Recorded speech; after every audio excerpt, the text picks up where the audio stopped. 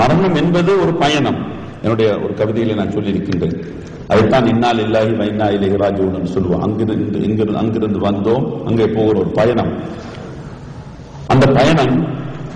அந்த பயணத்தின் பின்பும் பேசுகின்றவர்கள் வாழுகின்றவர்கள் இருக்கின்றார்கள். மரணத்தை வென்று வாழுகின்ற ஒரு கூட்டம். அல்லாஹ் தஆலா குர்ஆனிலே சொல்லுகின்றான், பத்ர் சஹாபாக்களை பற்றி சொல்லுகின்ற போது அவர்கள் மரணித்தார்கள் என்று சொல்லிவிடாதீர்கள், அவர்கள் உயிரோடு வாழுகின்றார்கள். பெருமானார் ஸல்லல்லாஹு அலைஹி வஸல்லம் அவர்கள் சொன்னார்கள், கல்விக்காக உயிர் கொடுப்போம் ஒருபோதும் மரணிப்பதில்லை என்று சொன்னார்கள். எல்லோரும் மரணிப்பதில்லை. மனிதனாகிவிட்டால் மரணம் அவனை தீண்ட முடியாது. கடந்த 16ஆம் தேதி சனிக்கிழமை மிக பெரும் துயரத்தை கொண்ட நாளாக விடியும் என்று எவருமே நினைத்திருக்கவில்லை. அன்று காலை 9:05 மணியளவில் கொழும்பு பம்பலப்பட்டி போலீஸ் மைதானத்திலிருந்து இலங்கை விமானப்படைக்கு சொந்தமான MI-17 ரக ஹெலிகாப்டர் ஒன்று அனாயாசமாக மேலெழுந்து கிழக்கு நோக்கி பறந்து சென்றது. ஸ்ரீலங்கா முஸ்லிம் காங்கிரஸ் தலைவரும் தேசிய ஐக்கிய முன்னணியின் தாபகரும் ஜனாதிபதி சட்டத்தரணியும் துறைமுக அபிவிருத்தி புனர்வாழ்வு பொழிப்பு அமைச்சருமான MHM அஷ்ரப் அவர்கள் அன்று காலை இறக்காமத்தில் நடைபெறவிருந்த கூட்டத்தில் பங்கு பெற்றுவதற்காக மேலும் 14 பேருடன் அந்த ஹெலிகாப்டரில் பயணம் செய்து கொண்டிருந்தார்.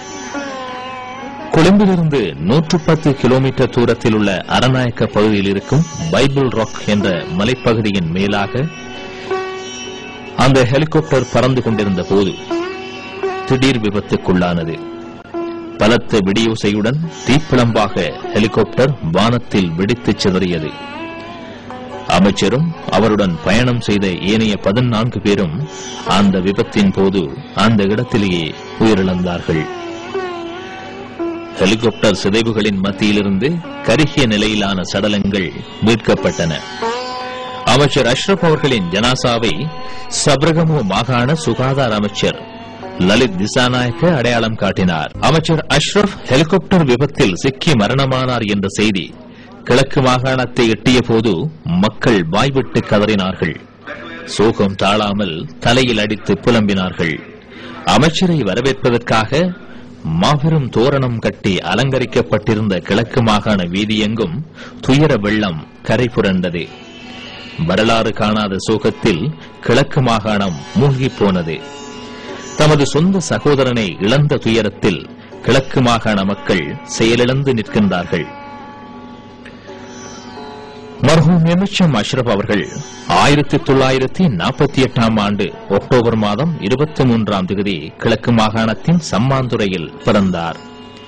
தமது ஆரம்ப கல்வியை கல்முனைக்குடி அல் அஸ்கர் மகாவித்யாலயத்தில் கற்ற அவர் இடைநிலை கல்வியை கல்முனைக்குடி பாத்திமா கல்லூரியிலும் உயர்நிலை கல்வியை கல்முனை வெஸ்லி உயர்தர கல்லூரியிலும் பெற்றுக் கொண்டார். 1970ஆம் ஆண்டு சட்டக் கல்லூரியில் சேர்ந்தார். 1974ஆம் ஆண்டில் சட்ட திணைக்களத்தில் அரச சட்டத்தரணியாக தமது தொழிலை ஆரம்பித்தார். பின்னர் சிறிது காலத்தில் அந்த தொழிலிருந்து விலகி சுயமாகவே சட்டத்தரணியாக தொழில்படத் தொடங்கினார். சட்ட முதுமானி பட்டத்தையும் அவர் பெற்றுக் கொண்டார். சட்டக் கல்லூரியில் கல்வி கற்கும் காலத்திலேயே அஷ்ரப் இலங்கை அரசியலில் தீவிர ஆர்வம் கொண்டார். அவர் தமிழர் விடுதலை கூட்டணியுடன் நெருக்கமான உறவுகளை கொண்டிருந்தார். தந்தை செல்வநாயகத்தை தமது அரசியல் குருவாக அஷ்ரப் வரித்துக் கொண்டார். தமிழர் விடுதலை கூட்டணியின் நடவடிக்கைகளில் தீவிர பங்கு கொண்ட MHM அஷ்ரப் முஸ்லிம் சமூகத்தை பற்றி சிந்திக்கத் தொடங்கினார். முஸ்லிம்களின் அரசியல் உரிமை என்பது இரண்டாம் தரமானதல்ல.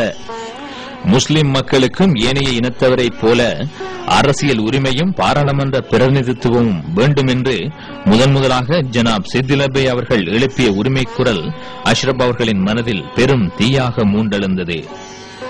முஸ்லிம்களுக்கான தனித்துவமான அரசியல் கட்டமைப்பு ஒன்று உருவாக்கப்பட வேண்டியதன் அவசியத்தை அவர் உணர்ந்தார். அதற்கான காலம் கனியும் வரை அந்த துறையில் தம்மை தாமே அவர் புடமிட்டுக் கொண்டார்.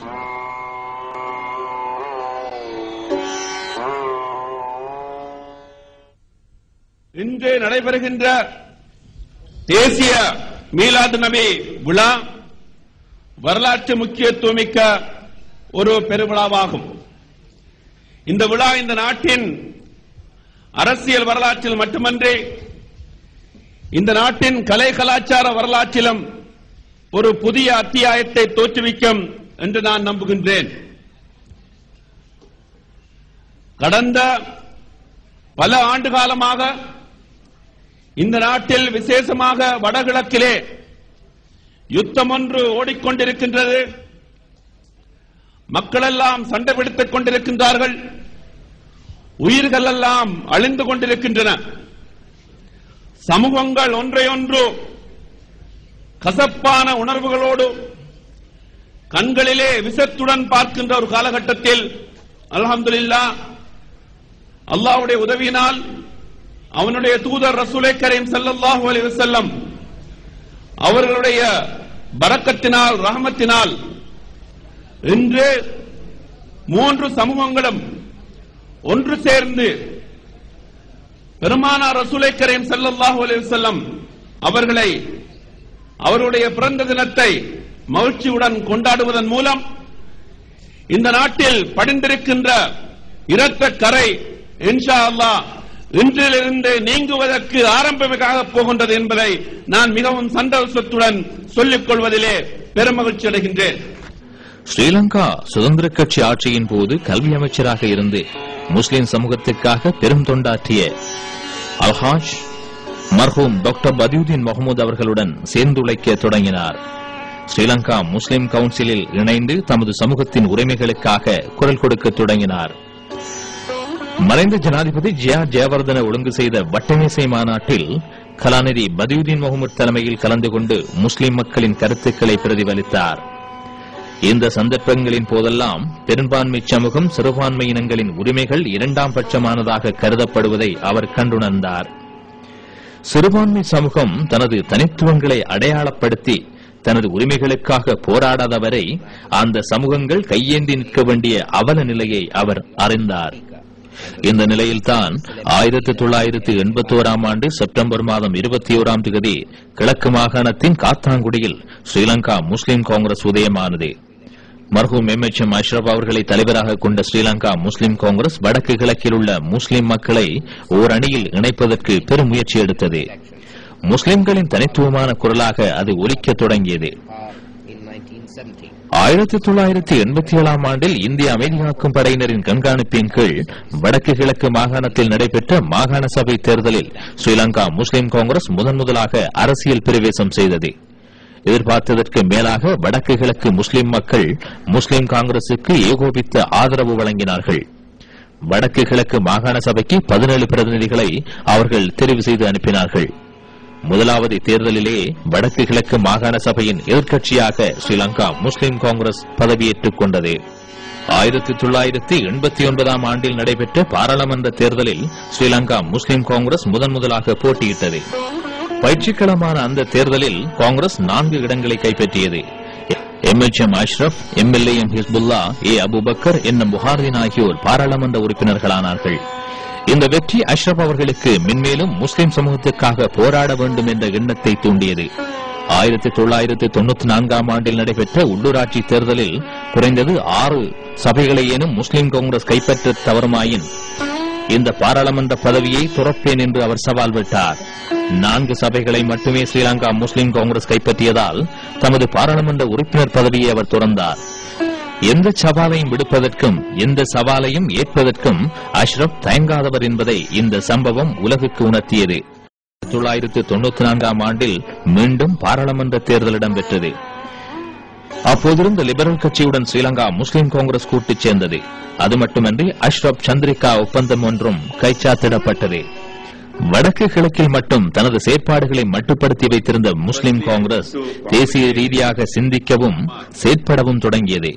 இலங்கை வாழ் அத்தனை முஸ்லிம்களையும் அது ஒரே கட்டமைப்பின் கீழ் கொண்டு வந்தது. முஸ்லிம் காங்கிரஸ்